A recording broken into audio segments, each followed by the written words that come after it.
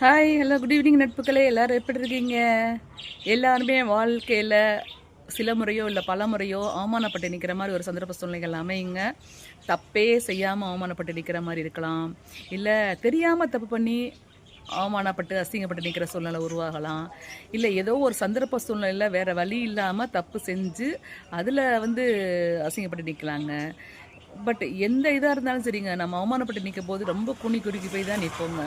மற்ற எல்லா கவலை, கஷ்டம், வலி, வேதனை விட அவமானப்படுறதுங்கிறது ரொம்ப மோசமான ஒரு வேதனைங்க. ஆனால் அந்த வேதனைப்படும் போது நம்ம மனசு உடஞ்சி போகக்கூடாது. ஏன்னா இது ஒன்று மட்டும் ஞாபகம் வச்சோம், யாருமே பெர்ஃபெக்ட் கிடையாதுங்க. யாருமே பெர்ஃபெக்ட் கிடையாது. அப்படி இருக்கும்போது ஏதோ தப்பு நடந்து போச்சு, தெரிஞ்சோ தெரியாமலும் நம்ம இன்றைக்கி அவமானப்பட்டு நிற்கிறோங்க. இனிமே இந்த மாதிரி ஒரு சூழ்நிலை வராத அளவுக்கு நம்ம நடந்துக்கிறணும் அப்படிங்கிற முடிவு மட்டும் தான் நம்ம எடுக்கணும் மொழிய மனசு உடஞ்சே போகக்கூடாது. சில சமயங்களில் இன்னும் ஒரு படி மேலே போய் நம்ம இப்படி கூட திங்க் பண்ணலாம். ஒரு அன்பு, ஒரு ஆதரவு, ஒரு அனுசரியான வார்த்தை, ஒரு பாசம், ஒரு தைரியம் கொடுக்காத ஒரு சக்தியை ஒரு அவமானம் கொடுத்துருங்க. நம்ம அப்படி கூட எடுத்துக்கலாங்க. இந்த அவமானம் நம்மளை இன்னும் மேலும் வலுவாக்கும். அவ்வளோ ஒரு வைராக்கியம் வரும் அப்படி அவமானப்பட்டு நிற்கும் போது. நம்ம இதை செஞ்சே தீரணும், இதை சாதிச்சே தீரணும், இனி இப்படி ஒரு சூழ்நிலை உருவாகக்கூடாதுங்கிறது. ஸோ எல்லாமே பாசிட்டிவாக எடுத்துக்கணும். மனசு உடஞ்சி போக தேவையில்லைங்க எந்த சூழ்நிலைக்காகவும். எவ்வளவோ மோசமான அக்வர்டான அருவறுப்பான செயல்களை செஞ்சுட்டு கூலாக இருக்கிறவங்கலாம் இருக்கிற உலகங்க. கில்ட்டி உள்ளவங்க, மனசாட்சி உள்ளவங்க மாத்திரம் தான் கில்ட்டின்னு தெரியும் இருப்பாங்கங்க. ஸோ அடுத்த வாட்டி இந்த தவறு நடக்காமல் இந்த மாதிரி ஒரு அசிங்கப்படுற மாதிரி ஒரு சூழ்நிலை உருவாகாத அளவுக்கு நம்ம பாதுகாத்து வச்சுட்டு வருதாலே போதுங்க. இதுக்காக நம்ம ரொம்ப உடஞ்சி போக வேண்டாம்.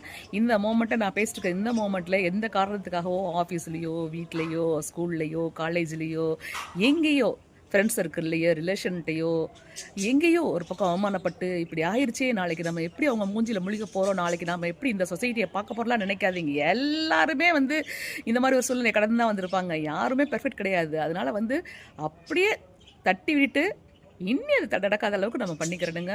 தப்பு பண்ணாதவங்க யாருமே கிடையாது. அவமானப்பட்டுட்டு கூடி குறுகி போய் நிற்கணும்னு அவசியம் கிடையாதுங்க. ரியலைஸ் பண்ணாலே போதும். ஏன்னா நான் கூட அந்த மாதிரிலாம் நிறைய மொமெண்ட் கிராஸ் பண்ணி வந்திருப்பேன். நான் சொல்லிக்கிட்டது தான் உங்களுக்கு சொல்லிட்டு இருக்கிறேங்க.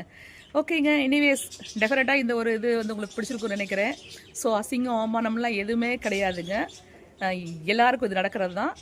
அதனால் நம்மளுக்கு தான் இப்படி ஆயிடுச்சுனோ, இல்லை நம்ம தான் அப்படி பண்ணிட்டு வரோம்னு நினச்சி எந்த ஒரு காரணத்துக்காகவும் ரொம்ப குறுகி போயிட வேண்டாங்க. பட் அது ரியலைஸ் பண்ணிவிட்டு இனி நடக்காத அளவுக்கு பார்த்துக்கணும். எனிவேஸ் தேங்க்யூ, டேக் கேருங்க. வீடியோ பிடிச்சிருந்துச்சுன்னா லைக் பண்ணுங்கள், கமெண்ட் பண்ணுங்கள், ஷேர் பண்ணுங்கள், சப்ஸ்கிரைப் பண்ண மறந்துடாதீங்க. Love you all.